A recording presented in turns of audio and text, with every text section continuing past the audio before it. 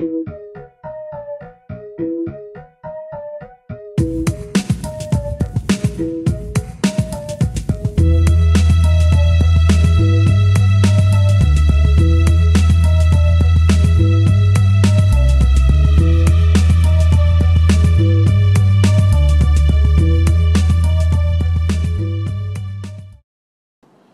o cristianismo público é um esforço da comunidade cristã em favor do direito que o cristão tem de se posicionar em questões políticas e em questões de natureza pública, né, sem nenhum tipo de constrangimento e assumindo claramente a sua visão de mundo e a sua percepção sobre como a sociedade deve se organizar e do que é justo em termos de direitos para a sociedade, para a vida e o convívio social.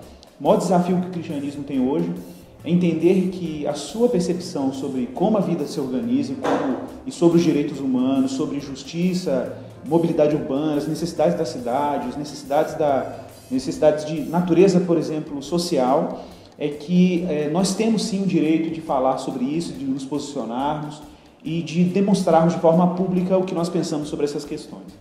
E muitos cristãos têm esse constrangimento de achar que a sua fé é uma experiência privada, uma experiência de natureza apenas intimista, pessoal, subjetiva, e que nós não deveríamos nos envolver com nada que tenha a ver com a vida pública, com política, como a cidade se organiza, como que a gente lida com os dilemas da nossa vida diária.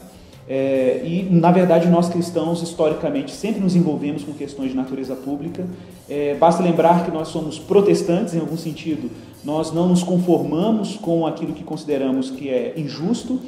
Nós temos inúmeros exemplos na história do cristianismo de engajamento de cristãos nessas questões que nós temos debatido nesses dias. E, de fato, eu acho que o maior desafio que nós temos hoje como cristãos é que nós devemos nos educar politicamente para que possamos ter subsídios e principalmente, recursos filosóficos, teológicos e principalmente políticos para que a gente possa se engajar de forma competente, fazendo jus àquilo que nós temos como cristãos para oferecer à sociedade como um todo. Claro que nós temos que tomar alguns cuidados. O cristão tem que, obviamente, evitar essa cultura da segregação que tenta isolar o cristianismo da esfera pública, como se a nossa experiência de fé fosse só para a nossa vida pessoal, mas também a gente deve evitar a sedução de querer dominar a sociedade. Deus não nos chamou para dominar a sociedade, de assumirmos as posições de poder apenas pelo poder e estabelecer um reino, por exemplo, teocrático. Isso não nos compete, compete a Cristo na vinda dele, mas nesse ínterim Deus nos deu a tarefa de salgarmos o mundo, de testemunharmos quem é Jesus Cristo, de anunciarmos o reino que está prestes a vir, e isso tem implicações políticas. A afirmação de que Jesus Cristo é o Senhor tem uma implicação política. Muitos cristãos sofreram em arenas por causa dessa afirmação. Ao afirmar que Jesus é o Senhor, isso significa que nós não admitimos que ninguém assuma esse espaço, essa posição. O Estado não pode ser o Senhor, o indivíduo não pode ser o Senhor, os poderes deste século, os governos, não podem assumir o espaço que pertence a Deus. Eles são poderes constituídos por Deus, mas igualmente, mesmo que não admitam isso, estão submetidos ao poder dele. E nós cristãos temos um papel de anunciar isso e de vivermos uma vida debaixo do senhorio de Cristo. Por outro lado, nós devemos tomar o cuidado de não sermos assimilados pelas ideologias e pela cultura da nossa era. O cristão deve ser um ser ou um sujeito que é resistente também diante da cultura do seu tempo, ao mesmo tempo que dialoga com ela, manifestando e traduzindo aquilo que significa ser e ter Jesus como Senhor.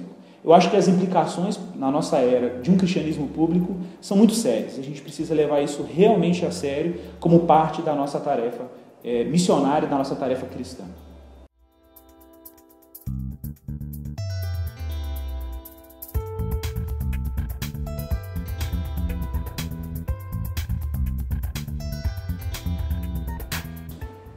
A relação do cristão com a política, e a gente tem que tomar alguns cuidados, por exemplo, em relação ao fato de que existem poderes que estão aí na dimensão política, e a gente está entrando numa arena que tem alguns riscos, como nós já mencionamos. Entretanto, a gente precisa considerar seriamente o fato de que o cristão é um ser, uma pessoa, um indivíduo que está preocupado com as questões da justiça pública. O cristão não se conforma com a injustiça. O cristão ele não aceita que as leis, por exemplo, não sejam aplicadas. Por uma questão até mesmo da nossa identidade cristã. Nós reconhecemos que o mundo que Deus criou foi organizado por leis e que igualmente a sociedade deve ser organizada por leis que funcionam. Então, é parte da tarefa cristã, por exemplo, a denúncia. É parte da tarefa cristã, por exemplo, levantar o que a gente costuma dizer, né, a saia da prostituta babilônica. A gente precisa mostrar para o mundo que existe uma política que às vezes é vulgar e que a nossa tarefa é, de alguma forma, reformar essa estrutura da sociedade com ações pontuais, ações bem articuladas, de modo que a justiça e aquilo que nós entendemos que é a retidão de Deus para a nossa vida pública e social seja estabelecida. Claro, influenciando, claro, participando de movimentos políticos, claro, até mesmo se unindo com movimentos políticos não cristãos em pontos que são de interesse também para a nossa agenda política. E é claro, nós precisamos de uma maturidade política muito clara. Mas para chegarmos nesse ponto, nós precisamos recorrer às Escrituras, recorrer à tradição da fé cristã, o que nós acumulamos ao longo dos séculos em termos de conhecimento, para a gente fazer uma ação sábia, uma ação sóbria, né, sobre o que a gente entende por política. Por exemplo, a gente às vezes é muito seduzido a achar que ações políticas revolucionárias vão mudar a sociedade, ou às vezes acharmos que a total liberdade do indivíduo é a solução política para o nosso país. E de fato nenhum extremo nem o outro são as soluções. A solução está realmente numa ação ponderada, numa ação sóbria, em que a gente não opera pela revolta. O cristão não opera pela revolta, o cristão opera pelo amor, pela fé e pela esperança, que são as três virtudes que orientam a ação cristã em qualquer aspecto da sua vida.